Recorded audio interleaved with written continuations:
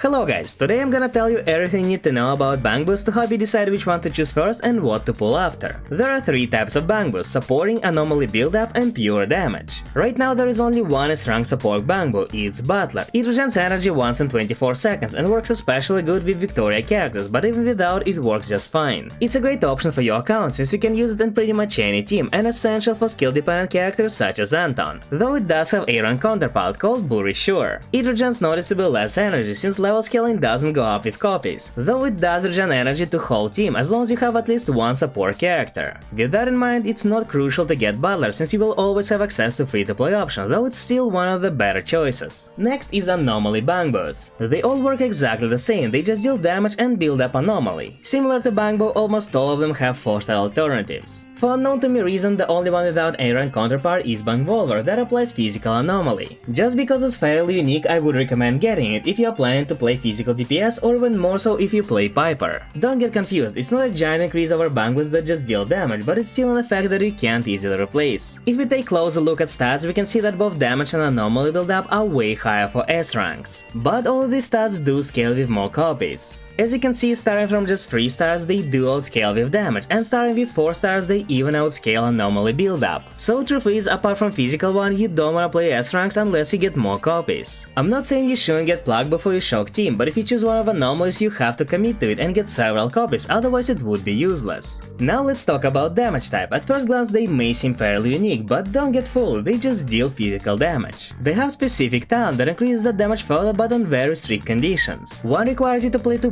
Bellabog characters and another 2 Cunning Hares. Bellabog one actually has couple decent teams such as Kaleda plus Ben combo or Anton plus Grace. On the other hand, you don't really wanna play 2 Cunning Hares since Anby and Billy are way weaker than other characters of their roles. You can in theory play Nekomata plus Nicole, but even for Nekomata there are better supports. So as of now, I don't recommend getting a Milan at all. Actually, it also has a very similar A-rank alternative that's called Bangboo, and you probably already have one copy. It also just deals physical damage and increases damage with passive as long as you have at least one attack character in your team. We're still in phase where we explore what teams are optimal, but as of now, most of them have attack characters main DPS. As you can see from stats, even at 2 copies, Bangboo deals more damage than safety at 1. One thing worth mentioning, S ranks have better base stats. So while Bangboo has better multipliers even at 2 stars, its damage is still lower until you get 3. Once again, it may be worth getting safety only if you commit and get several copies. Otherwise, unless you play Kaleda DPS, you shouldn't get it. So let's summarize it. First of all, don't worry too much about picking Roman, because you can always use A-rank alternative. Second, there are 2 Bangboos that are strictly better than A-ranks in some situations. It's Butler that regens energy and Bangvolver that applies physical anomaly. If you're planning to play energy hungry DPS, just get Butler, you most likely won't regret it since it also works good in all other teams. If you're playing or planning to play physical team, get Bangvolver since it doesn't have a good A-rank alternative. Other Bangboos are very situational, and to make it work you need to keep pulling them. That's a pretty big commitment, so make sure the team you're getting them for is really the one you wanna play. Again, do not spread your pulls and get 1 copy of each, because then all of them are gonna be worse than A ranks you have. And there is only one Bangboo I advise to avoid, it's a million. As of now, there are no good teams to put it in, and without working passive, it's worse than Bangboo.